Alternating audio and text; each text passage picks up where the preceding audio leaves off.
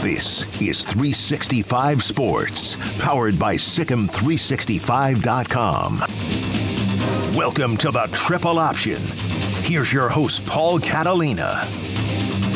Alongside Royden Ogletree today. And Royden, we saw you last week, and it was good. We talked a lot about Scotland. I'm here. Yeah. And then, the Astros' new biggest rival won the World Series in the interim. So I know that you're mad about that. No, I was totally not mad, man. Not mad at all. Totally fine. Everything is normal and cool. No, we're good. Yeah. Congrats to the Rangers, I guess. No, I get it. Look, I get it. I'm a Red Sox guy, and I had to watch for years of the Yankees.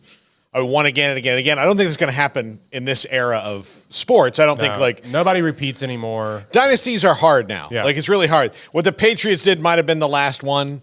The Warriors might be the last one. Yeah, I mean, I can't be mad because what the Astros did was hasn't been done since the Braves in the 90s, basically. I mean, the Cardinals had a little bit of a replica of that. I mean, I guess if you were to pick the San Francisco Giants, just either missing the playoffs or winning the World Series every other year with Bruce Bochy is awesome to be at. But yeah, I mean, I can't really complain winning nobody repeats in the World Series anymore. So it's really not the end of the world. What sucks is when your rival beats you in the playoffs. Yeah, that's what's rough, and en route to winning a championship. But yeah, absolutely. So this is about football talk. Yeah, it is. But I mean, dynasties are hard. I think we're seeing, we saw that kind of Georgia and Alabama have this kind of big dynasty if you roll them together of what's kind of going on there. I do think we're about to see the end of that in college football too. I think that you're highly likely in the next few years as the transfer portal accepts things to see in a 12-team playoff as well. The 12-team playoff is going to affect dynasties so much because while the big boys will still be there, right? There's going to be more opportunities for them to lose. There's going to be more opportunities for them to play games with their star wide receiver that makes the difference in the game. For example, if Ohio State is ever for a second without Marvin Harrison Jr. down the stretch, they're probably going to lose a game. Well, there's always been parity in the middle of college football. Yeah. That's what everybody likes to point to is that, there's parity here. People are losing all kinds of, one or two games, and then you're out. You know what I mean? But there's no parity at the top of college football, really. But there's about to be. I think you're seeing it in that you're seeing – well, you see there's new teams. You're bringing the middle up is what I was Yeah, exactly. trying to say. You're absolutely bringing the middle up. Or I don't bring the top down is going to be a little hard because there's going to be teams who are always going to spend more money, who are always going to do more things, and are always going to have things more available to them. But conferences are about to get huge. You're not going to be able to get fat and happy on the same schedule every year for 10 years in a row. That means the other thing that's going to happen because of conference realignment and the way that scheduling goes, because everybody's going to play everybody every couple of years. Well, you're not going to get Iowa State's in a 10-year hole. Good thing that we get to play them every single year. Yeah. You're not going to get that. Where in the SEC, in the SEC East, Georgia's getting Vanderbilt every year. Well, that's going to be over. So now they're going to get Texas every couple of years, and they're going to get Oklahoma, and they're probably going to get, A&M more, and, they're going to get, Bama more, and all those things. You're going to see them more than they did before, which means that there's going to be more losses for all those people, involved because you will trade out of Vanderbilt for a Texas. That's what's going to happen. So all that's going to change. Everything's going to change. And the transfer portal, of course, keeps things honest. Look, TCU got how many guys from Bama this year, to transfer in there? 3 or 4? Yeah, I was going to say 5, but that would be wrong. Yeah, maybe it is 5. I don't know. And none of those guys are helping TCU win the Big 12 now, but they're also not helping Bama win the SEC.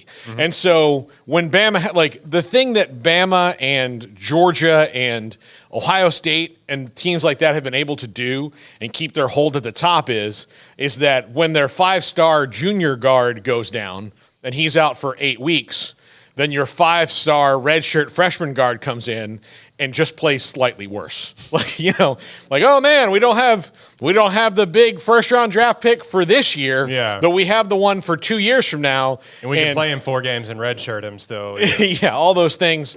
So, but that guy now, if he has 2 years before he's going to start playing, may get impatient, may go, hey, I'm getting $75,000 a year at Ohio State, but Kansas just offered me 80. So I'm going to go to Kansas and start because I'm from there and they're giving me this money. All right, whatever. And then you're like, okay, well, you're not probably going to the national title. Don't care. More money, and I'm playing. Right. So I'm still going to go to the NFL. I've kind of subscribed to the theory that scouts will find you now. Yeah.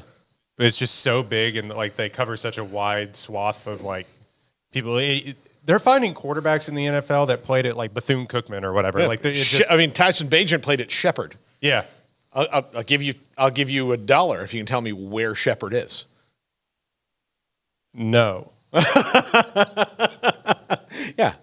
It's in Virginia, but I know they lost to Colorado School of Mines, which is in Colorado. Yeah, which is in Colorado. And you know that because of the title. Mm-hmm. But yeah, so there are like it's just different things that are going on right now that change it, and it's going to be a slower burn. I know that college football fans, especially if you're a fan of, say, a team like Oregon State, which might have been a bad example, but when you're thinking of like, oh, we're going to make the play, like we have a better chance to make the playoff now, like it'll happen next year. Well, maybe it does, maybe it doesn't. It's not going to be complete chaos right off the bat, but eventually, I just think you're going to see a lot of different things. Yeah, you would. The hope is that in what we've been screaming for, the 12-team playoff. I know at least I have. That's the hope. That's the just get me in, and will you probably beat Georgia if you're a 12 seed? No.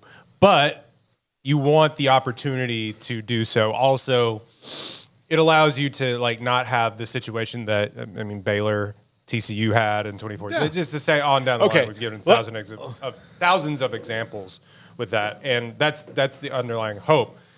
How this pertains down the line to the first point we're trying to make. I'll get there. I'll get there. Waiting for the plan to land. Yeah, no, I'll get there, but I do think that.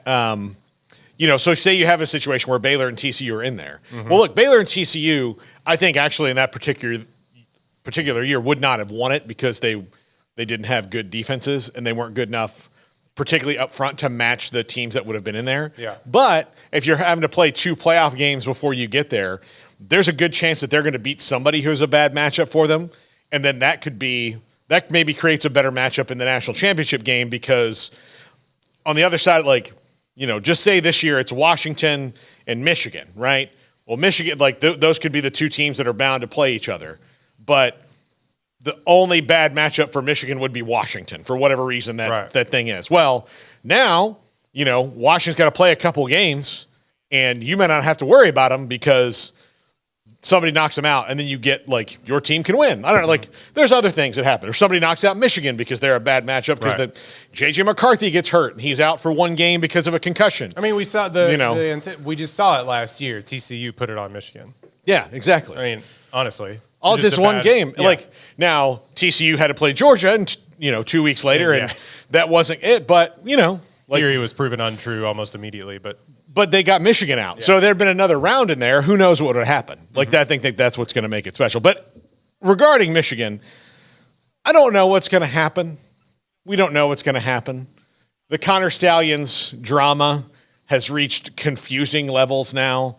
There was reports that Michigan had documents in his possession that showed that this all came from a PI that was hired by Ryan Day's family. The NCAA has come out today and said, no. And that site that reported that was a Michigan website, so Michigan has now released documents saying, look, they had our signs too. Did you see that SI report? Yeah. Yeah. So that, look, they decoded our signs as well too. And did they do that? Right. It's a lot of finger pointing and conflating, sending a scout to somebody's stadium in a game that doesn't involve you. So all the other schools can prove that you sent a scout there. Yeah. That's where you're at. Now, you're in the like, and here's another thing. It's really interesting. So the NCAA has a rule that you can punish the coach for lack of institutional control. Like things happen under him. He says he didn't know it. You know, Rick Pitino had plausible deniability at Louisville that he had an assistant coach like throwing stripper and hooker parties for recruits. Right. I didn't know that. And I would say that like I almost believe that, in that if I was doing that, the last person I would tell would be Rick Pitino. Like the last, I wouldn't worry about it. Oh, they're here. They had a good time. Yep. Okay. What'd you do? We went out. Great. Where? This place. All right. Don't Yeah. tell me less. But part of it is you don't want to know. Like, so that, and that's why they do that, because coaches can just say like, look, don't tell me anything, do whatever, and just bring it to me. And that's why the NCAA has that rule to punish coaches, which is a good deal, a good rule. The problem is it takes them forever to figure anything out. Should we backtrack and just reiterate what this scandal is for the uninformed? Yeah, I don't know if there's uninformed, but yeah, let's do it. So Michigan has been accused of sending scouts to scout in person their future opponents. That is against NCAA rules. It is against NCAA rules for budgetary reasons, because not every school can afford to do that. Now, what Connor Stallions, who is the recruiting analyst on their staff, that's his title, has been allegedly doing, but many people have evidence of him doing it, is either he goes in person or sends maybe upwards of 65 different people to games and sits them in seats that he purchased and has them film the opponent's signals on their sidelines. Right. Which is... over Venmo, might I add, purchased. Yes. Which he does not have a private Venmo. And that's how he got found out. Yeah. Dude. Yeah. So what are we doing? He's not that great. Buy your drugs better. What are we doing? He's not that great of a spy. Yeah. So to speak. So he's left a paper trail. At the game, LOL. Yeah. And Central Michigan apparently let him onto their sideline. He was there wearing spy glasses and Central Michigan gear, and they say they have no idea who it is or how it happened, which is, what is that you call that? That's a lie. Yeah. Because I'm pretty sure they figured out how it happened. Now, he might have pulled the wool over some people's eyes, but Central Michigan just doesn't want to look stupid in this, because there are people who work at Central Michigan who worked at Michigan who know Connor Stallions, and I have a feeling that was like, sure, you can come. Why not? I'll throw you a pass. Yeah. You can stand right here behind us and see how we do things. You're just a... But he was dressed up, and they're like, this is not a spy outfit. Yeah. He's dressed up, and no one will notice me in my Central Michigan hat and shirt, but also the glasses that have the little blue dot on the, on the end of it. So all of this has happened. The Big Ten is trying to decide if they can punish Michigan for this. And in the Big Ten bylaws, which is different than the NCAA bylaws, the NCAA can punish a head coach for these things, whether they know it or not, because every head coach would have to do is sit in a room and be like, listen, you guys do whatever you want. I don't want to know about it. I just want to know that, like, I don't want the labor pains. I just want the baby. And his staff would have to abide by that. Connor Stallions resigned the other night from Michigan and said that, to his knowledge, no other coaches knew about this. That is what we also call, well, I'll call it probably a lie. Because... Go ahead, sorry. There's like, so he's either spending his own money to buy tickets to all these games and then somehow getting reimbursed or not. Like, he did write a manifesto about improving Michigan football, so he might, just in the ultimate, like... my name will go down in the annals of history of the smartest men that have ever lived. Yeah, exactly. You will read this manifesto. And he will, and so because of that, he might have just said, like, he might be that obsessed where he just spent his own money and never turned in a requisition form, which to me... He couldn't be. I mean, they're like, coaches get paid okay, like, but he was making $55,000 a year. Yeah, there's no way and they were buying like pretty expensive tickets to go to, like 50-yard line tickets to go to this thing, right? Yeah, so like, look, 50-yard line tickets at Minnesota probably don't cost you as much. Right. But if you're talking about 50-yard line tickets at Ohio State, you got to get on SeatGeek or Ticketmaster or whoever and pay the, like, here's the other thing. The tickets might be face value at $75, but you're buying them through the brokers, which means that there's at least $100 fee on everything because ticket scalping is legal now. Right. It's just all done digitally.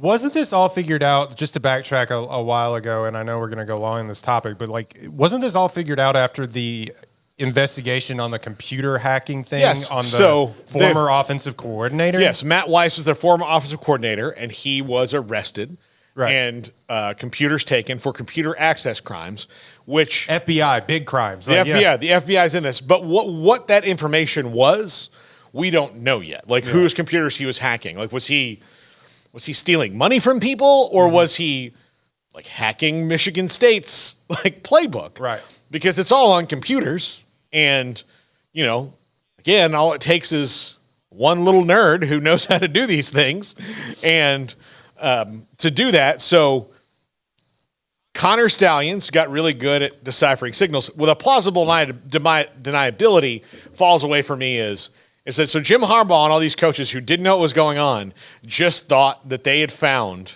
the best. The guy. Yeah. Kind of like, I don't even remember the Domino's commercial of the guy like doing the pizza boxes really fast. I was going to say the Noid. No, yeah. Love the Noid. But there was one like a Domino's commercial of just a guy just like folding the pizza boxes really fast. Like, did they think that was that guy? Like, they found the one guy who's like decoded the pizza box game, and they're just thrilled about it. Guys, you're not going to believe this. This Zuckerberg cat might be onto something. And they're just like, what? And he's just in there on the window, But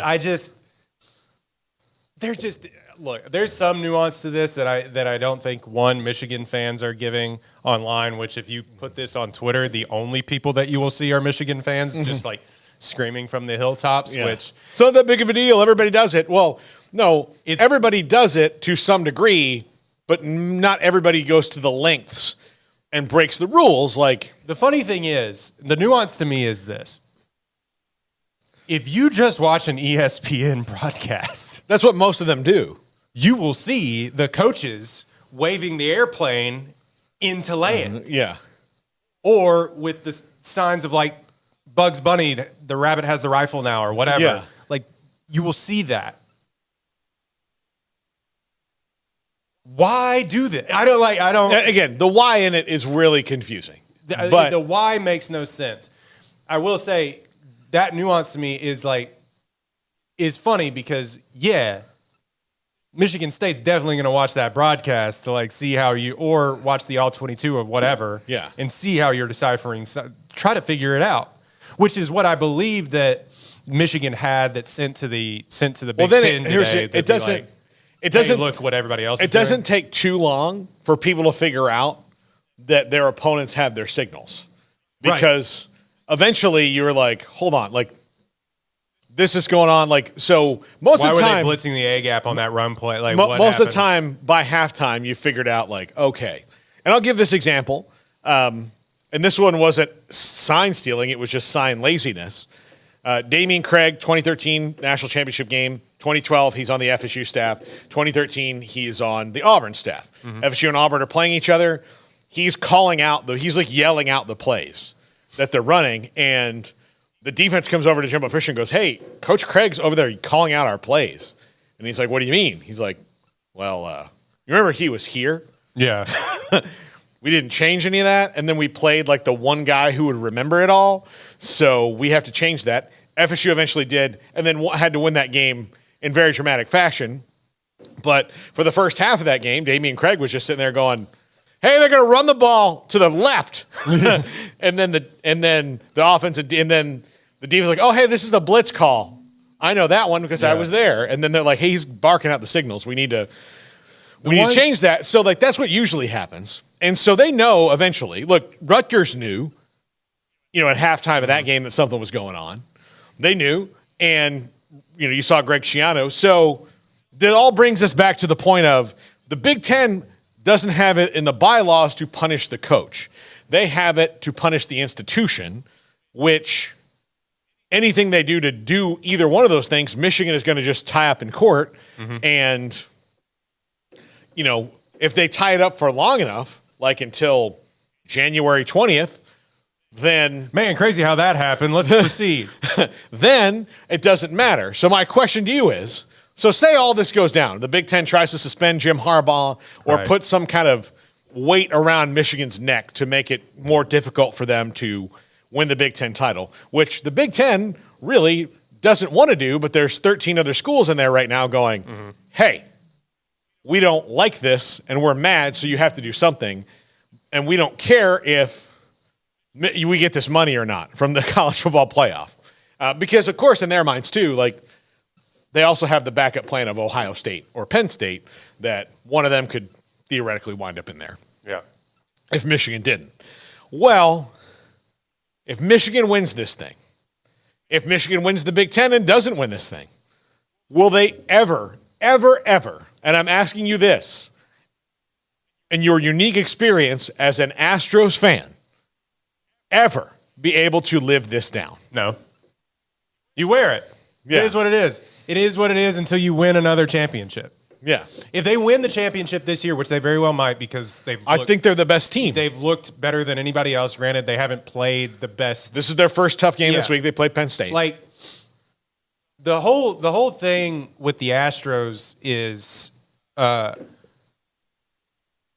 was that the Astros fans now was like, you know, a lot of people think that like They've never stopped. they never stopped, or that we weren't the only ones doing it. The Astros fans think it's like, oh, we weren't the only ones doing it, whatever, down the line. And the only reason they got caught was because Mike Fiers snitched. Yeah. So the whole thing that followed it up was that they ended up having like the best teams in like 2019 and 2021 and 2010. You know, they just kept making it back. So Yeah. it like just keeps rolling down the hill. You become the villain, sort of like the Patriots. The Patriots Yeah. dealt with this. Yeah. Patriots did the same thing. So it's just like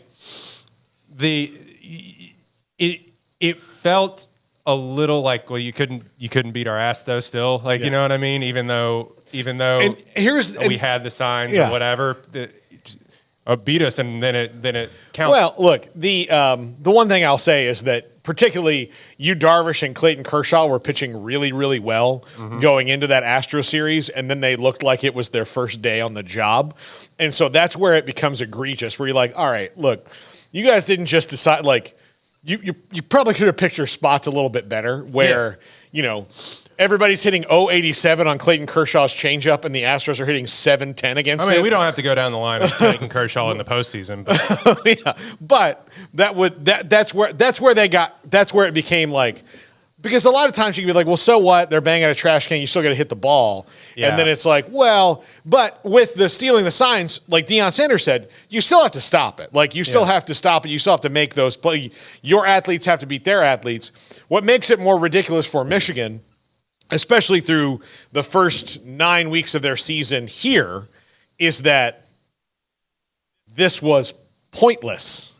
They did not need to do this to win these games. No. Like it was. and that was the thing with the Astros too, is like they were so good regardless, like the athletes that they had and the pitching staff that they had and stuff too. The Patriots too, is like they were so good and so well coached. What was the point? And that was always the problem that I had it as a fan, where I was like, this feels pointless because you were going to win 100 games with this team regardless of what was going to happen. You were going to win 15 games with the Patriots regardless. Yeah. You're better than the teams that you're going to go up against. Maybe not the Dodgers that year, but you could have made it on talent Yeah. alone. So like, and here's where you could also do it. Like if you're going to do it, like maybe not every Clayton Kershaw changeup, just Right. like pick an inning and run him out. You know? And the thing with it too is, and you saw it in baseball, and people like you mentioned the coach that went to the other team that had the signs or whatever. When they would go up against the team, they would be like, yeah, they're stealing signs. And back in the day, they've been stealing signs has been since baseball was invented. Yeah, nobody's mad about The anyone. problem with the Astros is they did it electronically, which is the problem with Michigan. And Yes. it just kind of goes down the line. So you can equate the two really, really Yeah, well. like it's not the act of stealing signs. It's the method that you went about doing it. Yeah. You know, And even then, you can go back. My friend Tony on Twitter, he counted every single one of them. You can go back and you can look at the pictures, and they know they're just like whatever. But it then becomes like a fan thing. It becomes like fans care more about this than I think the players do. They kind of are just like whatever. We still got to play the game, I guess. Or players then will be questioned and then get mad about it. But CJ Stroud was asked about it the other day about Michigan, and he was like, "Whatever, I'm in the NFL." yeah. I mean, they don't, You know, it's all interesting to me. Yeah, I just think like they're in a spot where they're never going to be able to live this down, and this will always it'll never have it'll have an asterisk in most fans' minds. And I'll tell you, like Michigan, I can tell you this: Michigan will not give a tinker's damn No. about that. And they will not. The only time that they will care is if the NCAA takes it away from them or the Big Ten takes it away from them. Yeah. And then they will be like, if this is a witch hunt, this is the biggest thing that has ever happened. I think you would never hear the end of it from them if it gets taken away. If they win, they still get. I mean, they still lost at TCU last year, so they got to get over that hump. they got to win. But like this team is set up better than anybody else to win, in my opinion, because of their lines. They have the best lines in the country. So anyway, when we come back, the CFP rankings will come out tonight.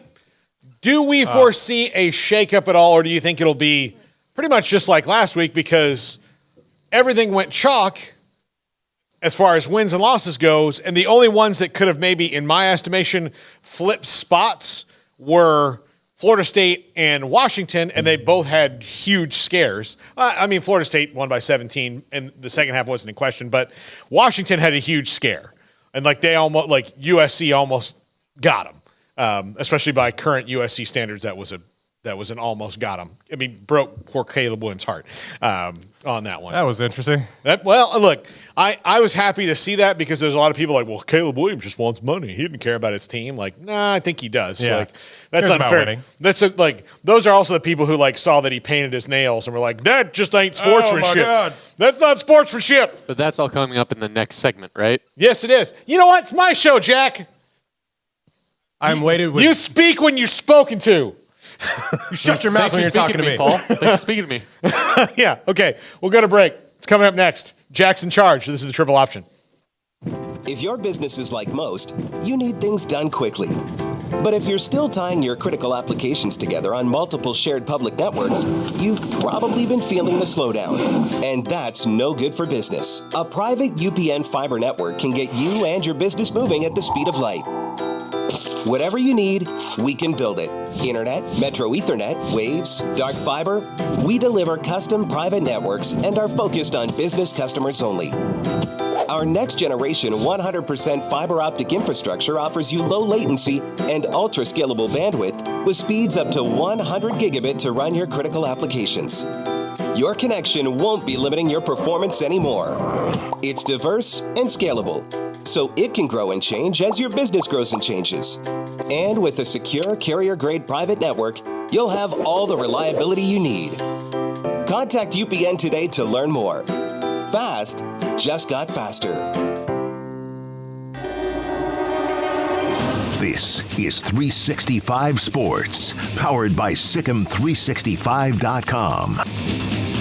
Welcome to the Triple Option. Here's your host, Paul Catalina. Alongside the dashing and very tall Royden Ogletree. What? He's very tall. Oh, And I threw in dashing. thank you. Yes. Have you ever been called dashing before? Actually, no. That's Would your wife even call you dashing? no. She says, "Hey, you, Yeah. Yes. help me do something." What? Do you ever, and this is a tangent, which I'm fine with. Do you ever like think about your life before, Garrett, I'm sure you feel this, before you were married? I know you were really young. Yeah, 20. So maybe it's different for Garrett. But before I was married, and I waited a long time. I just got married this year. I'm 43. Yeah. So I think about all the things I didn't do in my house that are now not only done, but done every single day, multiple times a day, and think, oh, I was gross. And it wasn't like, I'm not that messy generally, but you think about, well, if she's going to wipe this down like all the time, or like we're going to vacuum like 4 times a day, you know, after every meal, we like clean everything up, as opposed to, I would just put the dishes in the dishwasher and be like, all right, good to go. My house wasn't ever really, or my apartment wasn't ever really like terrible. But as a single gentleman, you would not want to know how many times that I wash my sheets in a given month. Yeah, I mean, look. Not many. Yeah. I mean, do you know how long it takes to do sheets? It's a long time. No, we were doing this today. We were doing the whole song and dance about what do you want from the grocery store? And my dumb dude, I don't know, what do you want? And it just was like, I just saw the frustration on her face, and I was just like, oh, I need to get this moving. Like, I just was. Amanda will sit down and we'll be watching a ball game. I don't know what I did. A ball game, and go, what do you want for lunch next Thursday? And I'll be, what's today? And she's like, it's Friday. And I'll be like, I've not even thought about what I'm going to have for breakfast on Saturday, much less dinner on Thursday. But we've got to go to the store and we've got to make a list. So we plan out things differently, as opposed to when I was single. And if it was Thursday and I didn't have anything, I would just leave the house for 15 minutes and then go get something. Yeah. It was. I know what I want when I get there. Yeah. Look, and then when I realized, like, if I'm on my way home from work and there's nothing there, then there's places that have sandwiches that'll throw one right in my food hole. It's fine. I'm good. Dude, my whole day was planned around getting here. That was it. And I showed up. Yeah. But my wife was like, hey, you're leaving. We need to you're going to Kansas State. We need to get some stuff between the interim. We got to take care of the dogs. You got to do that thing. And I'm just like, I got sports show I got to go do. Yeah. But down the road. Hey, being a single man is like being a jazz musician. Yeah. Being married is being in an orchestra. If the strings are off, the whole thing just goes. And your wife is the conductor, and you're just following along. Is where when I'm a single guy, it's like beep bop boop. Yeah. That's how it is. And so I live that every single day. I was Miles Davis before you showed up. Yeah. Now I'm the second chair flautist. He's not cool. No, I mean, I always hated the dumb dude stereotype in stand-up comedy. But it's you so, kind of you're just kind of like, oh wait, I didn't think about that. It's so true. Yeah.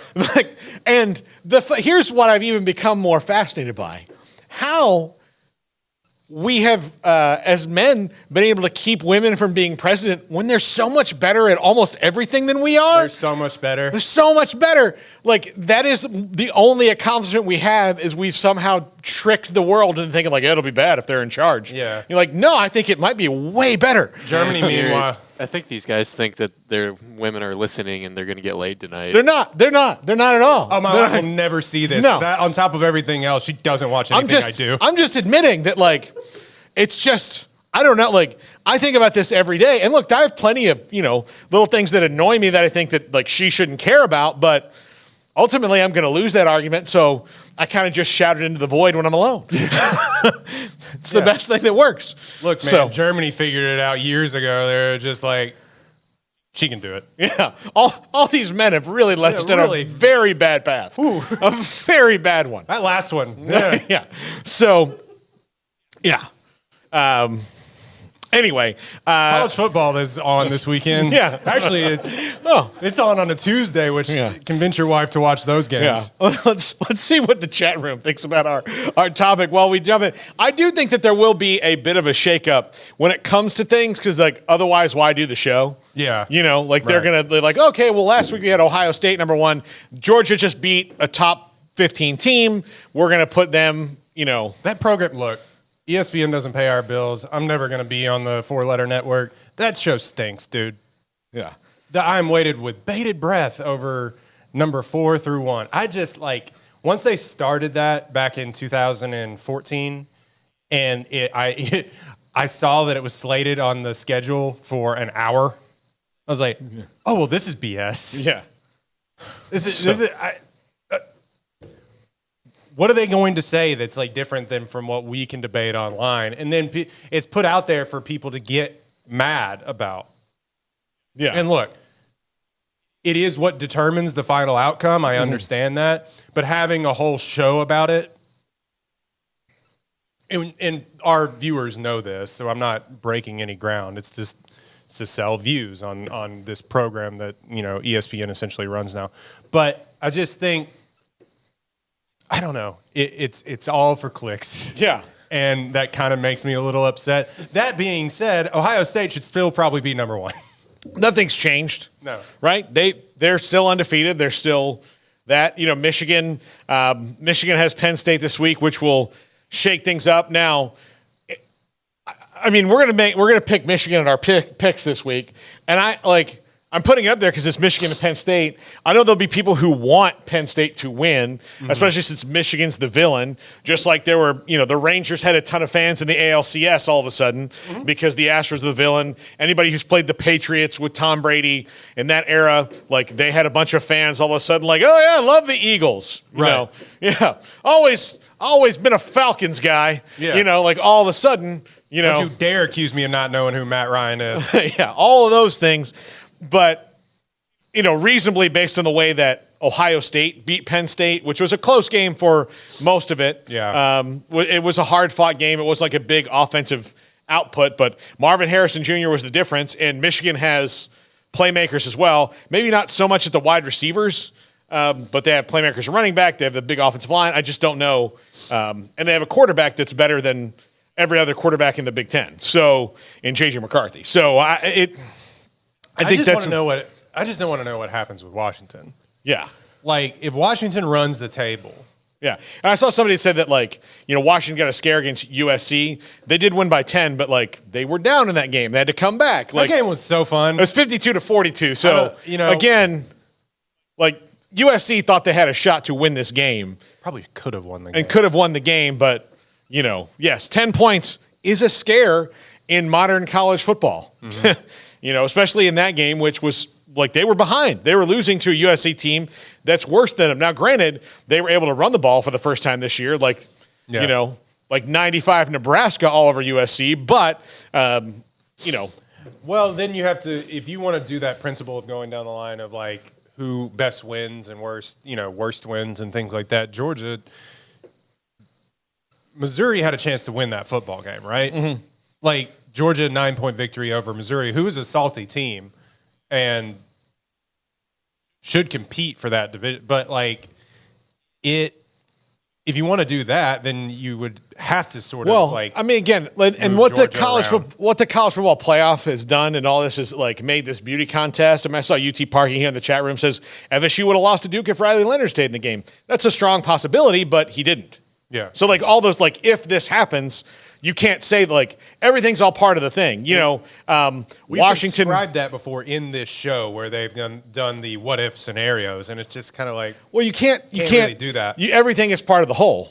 Okay, well, if Riley Leonard plays the whole game, FSU might lose, or maybe they don't. Maybe you don't know that. Again, if USC has a safety. If Colt McCoy plays the whole game against Alabama in 2009, every Texas fan will tell you they win the game. But you don't know, what if after his great first quarter, he threw 4 picks against one of the better teams in the country? Can happen. You're only assuming that, the good thing was going to continue happening and a bad thing wasn't going to happen. If a butterfly flaps its wings. Exactly. So Nick Saban doesn't exist. Yeah. Chaos theory is not, it doesn't, you can think that, but the committee's not supposed, the committee's supposed to think that for whole games. Yeah. Here we're going to give them a little bit of a break because their starting quarterback was out in that loss in September. And since he's come back, they've been one of the better teams in the country. So their loss that happened 3 months ago is a little bit better than somebody's loss who happened yesterday when you had your full allotment. Yeah. Those are the things they have to delineate against. But honestly, do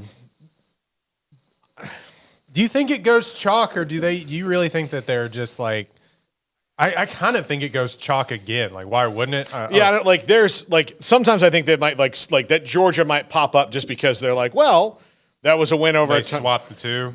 Swap the two because they looked better this week than That or you may get mad at this is because they played an unranked opponent, FSU. Like all of a sudden, like Washington jumps up, even though they had like kind of game. I would buy USC. that because FSU was playing Pitt. You Yeah. tell me a good thing about Pitt, and Washington was playing Caleb Williams. Kenny Pickett's in the NFL. Yeah. So that's the only flip I could see. But FSU still won by 17 points, and Pitt had 2 good plays in the whole game, and that led to 7 points.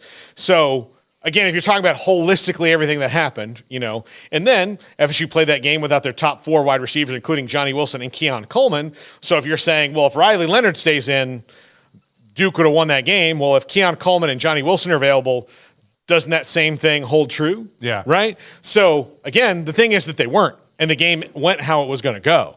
Now, if Florida State winds up outside the playoff because they F around and lose to, a slightly above average Miami team this week in a rivalry game, all right, I'll buy that. No, you won't. You'll be very mad. No, I mean, I'll be mad about it, but I'll buy that it could happen. I'm not telling you here that this team is invincible. In fact, I very much believe that they're probably going to wind up 13-0, feel really good about themselves, and then get housed in the playoff. Yeah. Absolutely housed in the playoff because they're good enough to do what they're doing, but they're probably not good enough to beat Georgia or Michigan. And that's one of those teams is who they're going to play in the first round. Is this the first time in a long time that we could have 4 undefeated teams in the First time ever. First time ever? Yeah. Right. So it could go. Well, Ohio State and Michigan have to play each other, but Washington if Washington is sitting on the outside. If Washington wins out, Florida State wins out. They've got 5 teams that could all win out, or 4 teams out of 5 that could all win out. Washington feels like those Baylor or TCU teams that we were talking about back in the day, where it's like they can get got all of a sudden if somebody decides. I mean, USC was probably that best shot, but if somebody just decides to hang with them, high chance that they're going to play Oregon again. Yeah, and so whoever wins that Pac-12 championship game, provided that they have 1 loss or less, is going to be in the playoff. Yeah, because that league's really, really good, and they would have a lot of wins on the wall, provided that they both went out on the way. And I just can't I would like it for the first time in a long time, or first time ever, if they had those undefeated teams. I think that makes for good theater. But it's going to be hard to sort of sit there. And this is what I wanted to follow up after our first segment that we kind of waxed poetic about how nobody's going to ever forget what happened with Michigan, which I've already kind of forgot about. But do they subconsciously hold this against Michigan if Michigan drops one, but then goes to the Big Ten championship or whatever? And here's the thing, I think it would be wrong because they haven't been completely this hasn't been litigated out. No, yeah, but if Michigan loses at any point, and you have a reasonable team to put in there, whether it's it could be Texas, right? They only have 1 loss, right? Yeah. So Texas wins the Big 12. They've got that win over Alabama, and you feel like you can go, well, their schedule's maybe a little bit stronger than Michigan's. And again, this is all subjective to the human beings in that room. But if you gave one of which is a Big Ten representative, by the way, one of which is Michigan's athletic director, right? Is Ward Manuel. So he may have to recuse it. You have to recuse yourself when it comes to direct decisions involving your school. Yeah. So he has all right, Ward, you got to leave, and he's got to go walk around. I know where all you live. Here's your free ticket to ice. Yeah. Ride the slide and come back in a few minutes. But fine. All right, may go twice. I'm not gonna like it. But they. So he maybe has some sway on this, but he's probably wise to just kind of back off on it. But I do think if you gave the committee a reason to leave Michigan out and put someone in so that you don't have to go, well, this whole sign sitting thing, Jim Harbaugh, they might. I mean, they're looking for reasons, however arbitrary, to leave you out. So if Michigan loses, they're going to watch. I kind of have the thought that if Michigan loses, they're going to wash their hands of them. I mean, that gives them. I really think that will happen. Gives them if you have 3 undefeated, especially if you have 3 undefeateds. Right. So say Michigan does lose to Ohio State, and Georgia's undefeated, and Florida State or Washington are undefeated. So if you have at least 3 of those undefeated, and then you have a bunch of 1-loss teams, then you could go, well, none of those teams are in a sign stealing scandal. You know who hasn't been in this thing? Texas. Yeah. There you go. Or what's the doomsday scenario?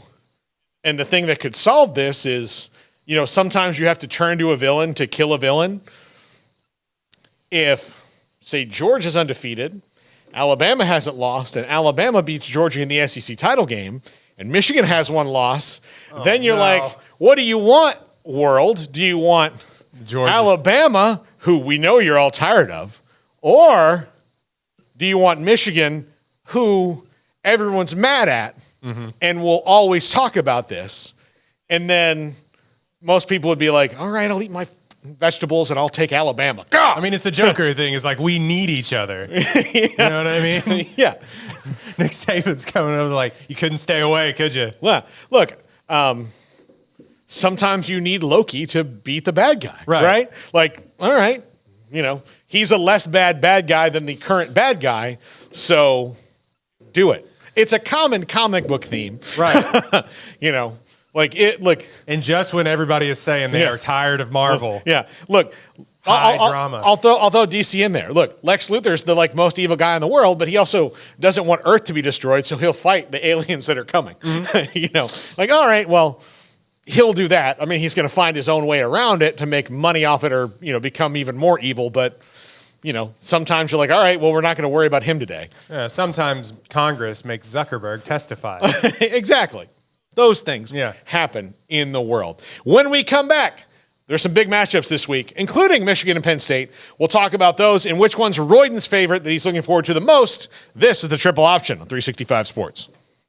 If your business is like most, you need things done quickly.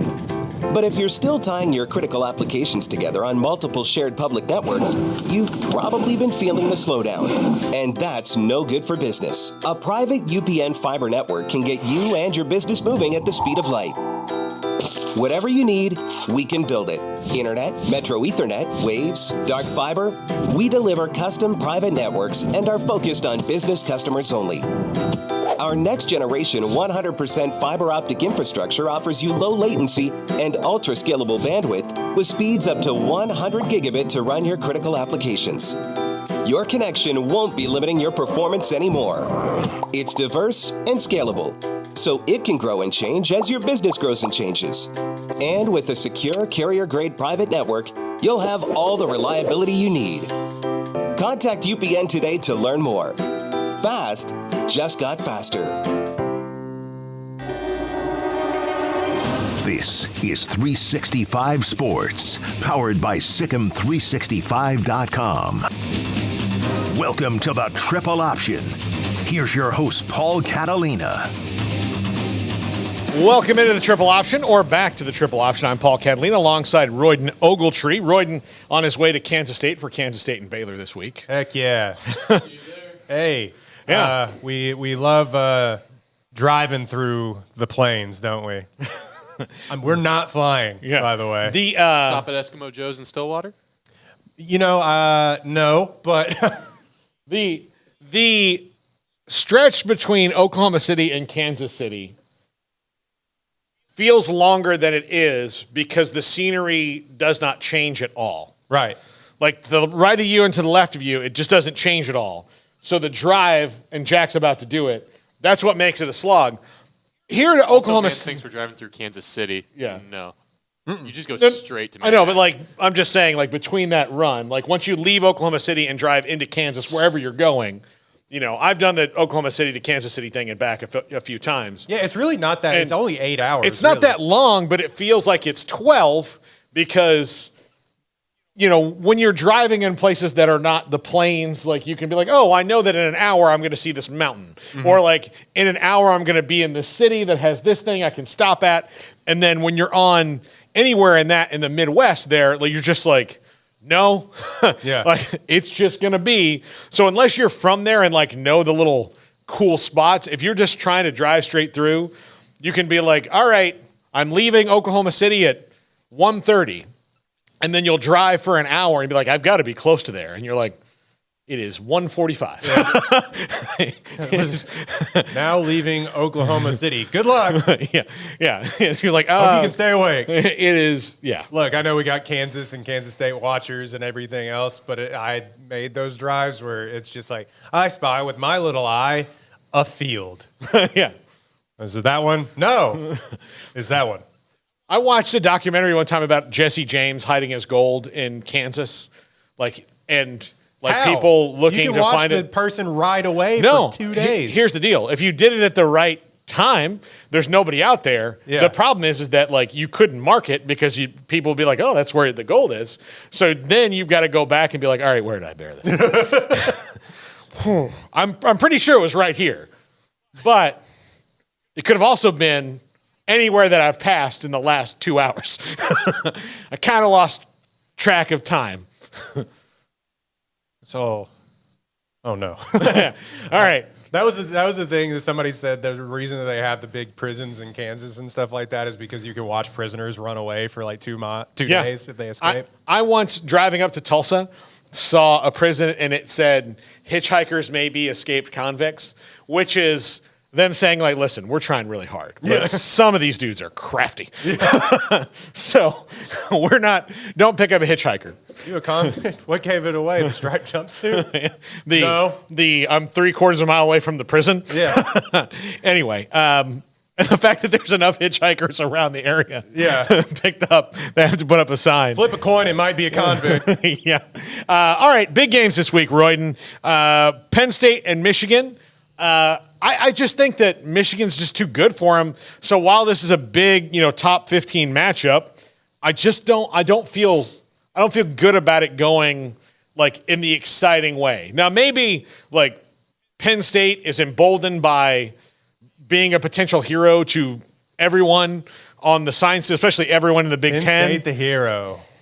Woof. Yeah. So, maybe they're emboldened by that, but I don't see it getting excited. There's a little chaos theory here that is, and I know it's not tangible and you can't really mark it down, but I've seen it so many times.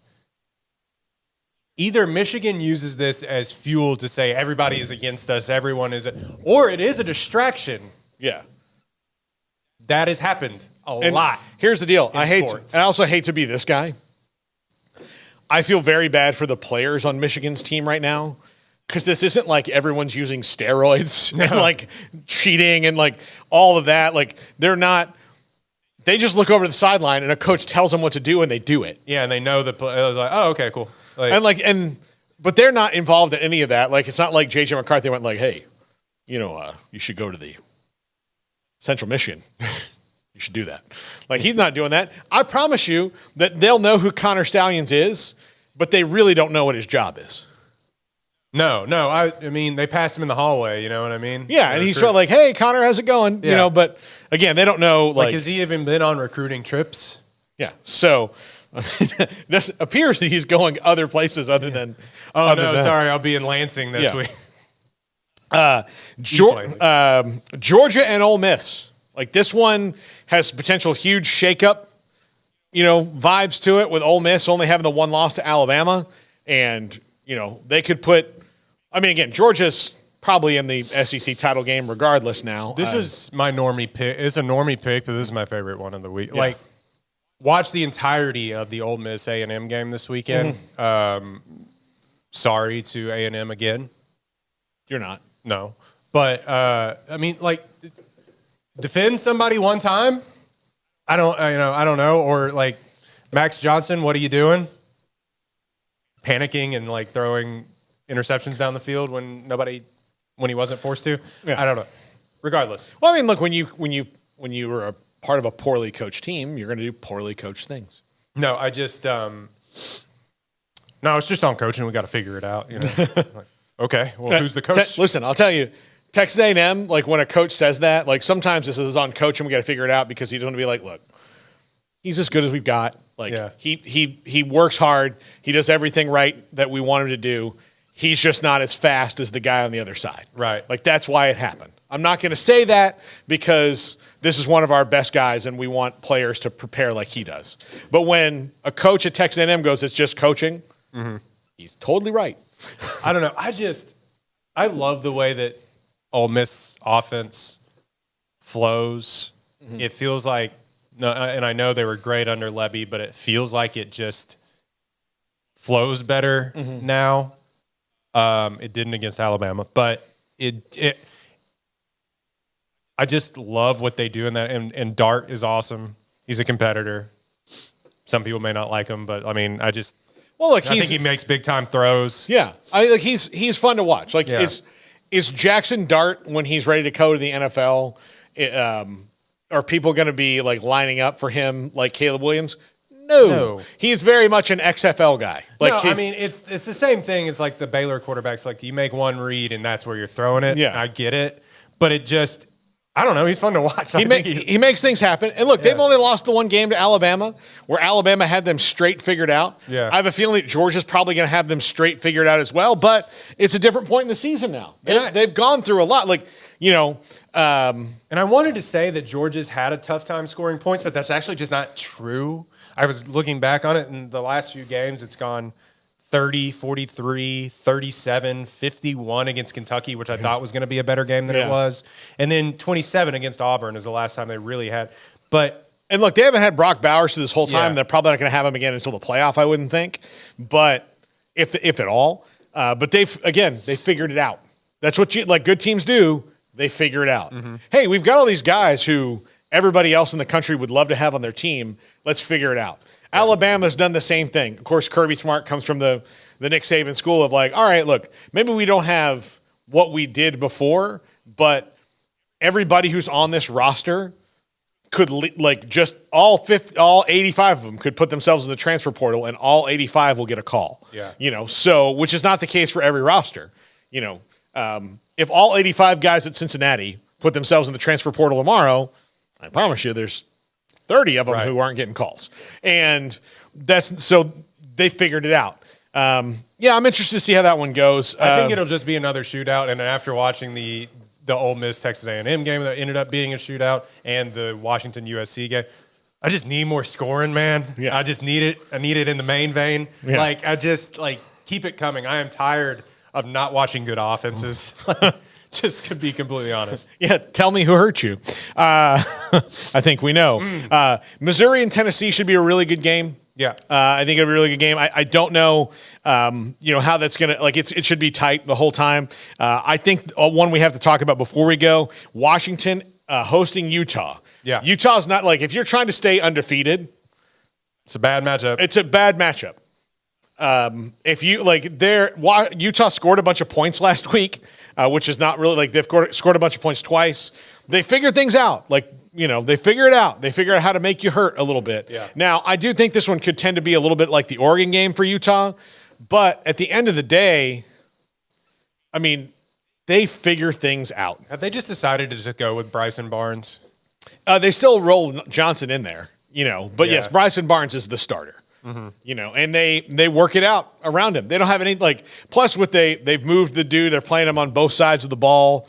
I mean, look, they didn't score any points against Oregon, but they, only gave up 35 points against Oregon. If they somehow get offense and that game looks a little bit different, I think that Sione Vaki. Yeah. Washington, I don't know where their safeties play. You know what I mean? Yeah. But it's not on the field. So I just maybe they can hit some deep shots against the Washington team. Granted, they were kind of making Caleb Williams run around a little bit, and he was having to make some big time throws. But I just think that Utah's defense is leaps and bounds better than what Washington's is, but what USC is. Oh, yeah. So the matchup's going to be interesting. Hey, look, USC's calling Utah's guy. I mean, they're going to do hey, how'd you like to live in Southern California?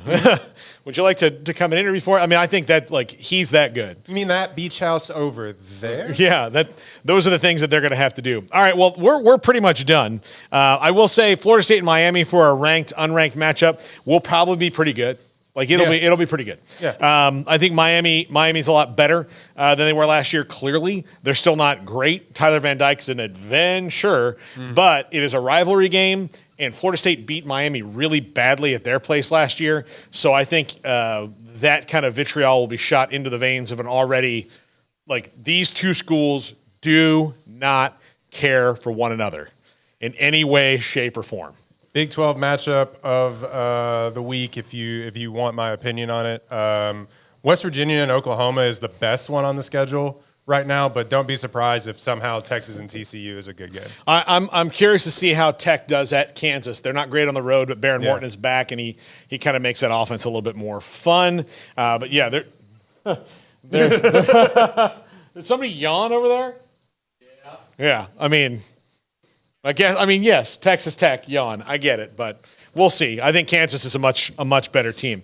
That's going to do it for us. We're back again tomorrow. Steven Simcox will be here. Today on The Big Show, we will have Off the Radar with Craig, Kobe Savage, Kansas State safety, Olin Buchanan of TexAgs.com, Cedric Golden of the Austin American Statesman, and Brandon Marcello of 247 Sports joins us as well. This is the Triple Option. Have a great day, everybody. Like most, you need things done quickly. But if you're still tying your critical applications together on multiple shared public networks, you've probably been feeling the slowdown. And that's no good for business. A private UPN fiber network can get you and your business moving at the speed of light. Whatever you need, we can build it. Internet, Metro Ethernet, Waves, dark fiber. We deliver custom private networks and are focused on business customers only. Our next generation 100% fiber optic infrastructure offers you low latency and ultra scalable bandwidth with speeds up to 100 gigabit to run your critical applications. Your connection won't be limiting your performance anymore. It's diverse and scalable, so it can grow and change as your business grows and changes. And with a secure carrier-grade private network, you'll have all the reliability you need. Contact UPN today to learn more. Fast just got faster.